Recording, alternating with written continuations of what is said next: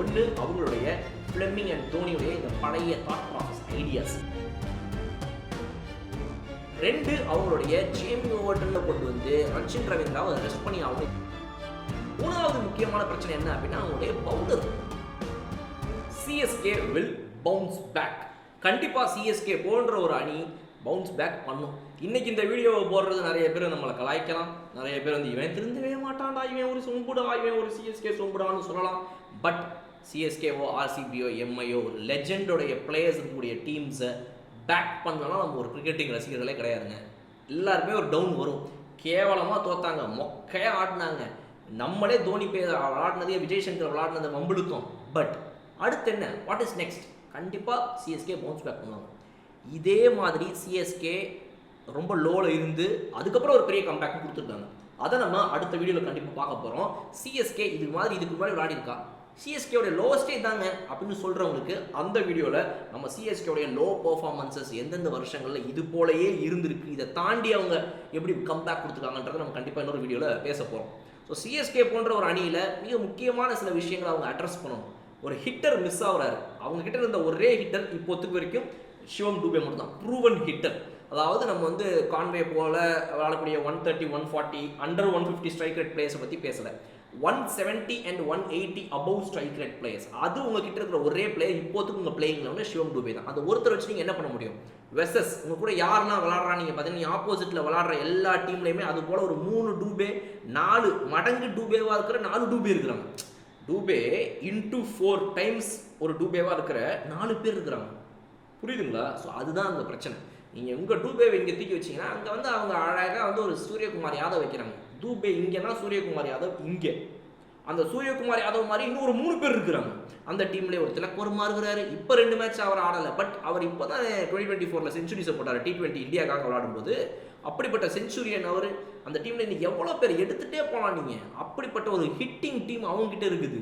KKR எடுத்துக்கோங்க, SRH எடுத்துக்கோங்க, இப்போ அவங்களோட லோவஸ்ட் இருக்கிறாங்க. பட் ஸ்டில் அந்த இன்டென்ட்டோட ஆடுற 6 ஹிட்டிங் கெப்பாசிட்டி வச்சிருக்கிற ஆட்கள் இருக்கிறாங்க. இந்த சீசனுடைய முதல் மேட்ச் எவ்வளோ அடிச்சாங்க எஸ்ஆர்எச். ஸோ அந்த ஹிட்டர்ஸ் அவ்வளோ பேர் இருக்கிற டீம் வெர்சஸ் நீங்கள் இந்த பக்கம் அவங்க அவ்வளோ பேர் அடிக்கிறது நீங்கள் ஈடு கொடுக்க உங்கள்கிட்ட என்ன இருக்குதுங்கிறது தான் இங்கே கேள்வி. ஸோ அதை சிஎஸ்கே எப்படி அட்ரஸ் பண்ண போகிறாங்கன்றதை நம்ம யோசிக்கணும். அனாலிட்டிக்கலாக, டெக்னிக்கலாக, டாக்டிக்கலாக நம்ம யோசிக்கணும். என்ன டாக்டிக்கலாக அவங்க என்ன சேஞ்ச் பண்ண முடியும்? அவங்களுடைய பவர் ஹிட்டர்ஸை உள்ளே கொண்டு வரணும். அவங்க அதுக்கு ஒரு சான்ஸ் என்ன கொடுக்கலாம் அப்படின்னா அவங்களுடைய ஜேமி ஓவர்டனை உள்ளே கொண்டு வரலாம். அவர் ஆடின அந்த ஒரு 4-5 பாலில் இன்டென்ட் அன்றைக்கி காட்டினார் 6 ஹிட்டிங் என்ன முடியுன்றது. அவருடைய அடுத்த நீங்கள் இன்டர்நேஷனல் ரெக்கார்ட்ஸே நீங்கள் எடுத்து பார்த்தீங்கன்னா ஜேமி ஓவர்டனோட ரெக்கார்டு அந்த மாதிரி தான் இருக்குது. இன்டர்நேஷனலில் அவர் வந்து பவர் ஹிட்டர் தான் ஆக்சுவலாக. ஸோ அவரை மாதிரி ஒரு பவுலருக்கு ஒரு ஆல்ரவுண்டருக்கு நீங்கள் கண்டிப்பாக வந்து வாய்ப்பு கொடுக்கணும். இப்போ பிளேயிங்கில் வந்து ஒரே ஒரு மேட்ச் கொடுத்துட்டு அவரை சாக் பண்ணுறது ரொம்ப பெரிய தவறு. உங்களுக்கு கான்வே உள்ளே வரணும் அப்படின்னா ரச்சின் ரவீந்திராவுக்கு பதிலாக கான்வே கொண்டு வந்திருக்கணும். நம்ம ஏற்கனவே ஒரு வீடியோவில் சொல்லியிருந்தோம். அதை பண்ணல சிஎஸ்கே. ஆனால் அன்றைக்கி அவங்க ஜேமி ஓவர்டனை ஸ்குவாட்லேருந்து தூக்கிடுவாங்க, பிளேயிங்கில் வந்து எடுத்துருவாங்க. அவங்க கண்டிப்பாக கான்வே அண்ட் ரச்சின் ரவீந்திரா 2 பேரும் விளாடுவாங்க. ஜேமி ஓவர்டன் தூக்கிடுவாங்க. நீங்கள் வேணால் பாருங்களே, நம்ம சொன்னோம் எதை பண்ணணும், ஆனால் அவங்க எதை பண்ணுவாங்க 2த்தையும் சொன்னோம். அதே மாதிரி தான் நடந்துச்சு.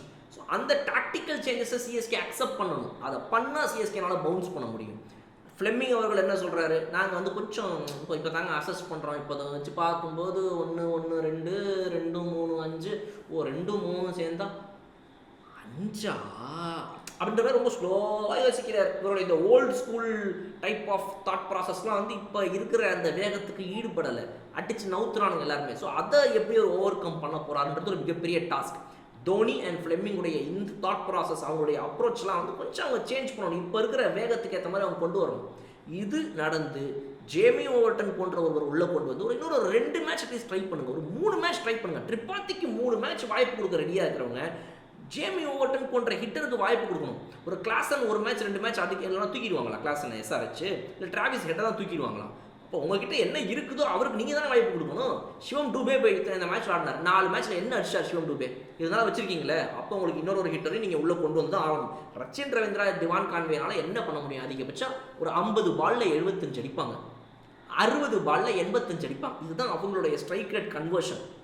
ஸோ அவங்களுடைய 55 பால் 60 பாலில் செஞ்சுரி போடுற அவரை மாதிரி ஒரு ஆளை விட 15 பாலில் 45 அடிக்கிற ஓவர்டன் தான் உங்களுக்கு இப்போ வேணும். ஸோ 180-200 ஸ்ட்ரைக் ரேட்டில் இருக்கிற பிளேயர்ஸை சிஎஸ்கே அட்டாக் பண்ணி உள்ளே கொண்டு வந்து பிளேயிங் லெவனில் வச்சு நம்பி இடம் கொடுத்தாங்கன்னா ஒரே ஒரு மேட்ச் தூபேவும் ஓவர்டன் 2 பேரும் ஸ்ட்ரைக் பண்ணி பார்க்கணுமே, அப்போ தான் நமக்கு தெரியும் என்ன நடக்குதுன்னு. ஸோ இது வந்து இன்னொரு பக்கம் இருக்கக்கூடிய விஷயம். ஸோ இந்த மாதிரி டாக்டிக்கல் சேஞ்சஸை கொஞ்சம் சிஎஸ்கே பண்ணாங்க அப்படின்னா கண்டிப்பாக அவங்க உள்ளே வர முடியும். அண்ட் இன்னொன்று அவங்களுடைய பவுலிங்கில் அவங்களுடைய தேர்ட் பவுலர் தான் இருக்கிறதுலே மிகப்பெரிய வீக்னஸ். சிஎஸ்கேக்கு இருக்கக்கூடிய 3 முக்கியமான பிரச்சனைகளில் ஒன்று அவங்களுடைய ஃப்ளெமிங் அண்ட் தோனியுடைய இந்த பழைய தாட் ப்ராசஸ் ஐடியாஸ். 2 அவங்களுடைய ஜேமி ஓவர்டன்ற ஒருத்தரை உள்ளே கொண்டு வந்து ரச்சின் ரவீந்திராவை ரெஸ்ட் பண்ணி அவங்க இப்போதுக்கு அட்லீஸ்ட் ஒரு 2-3 மேட்ச்.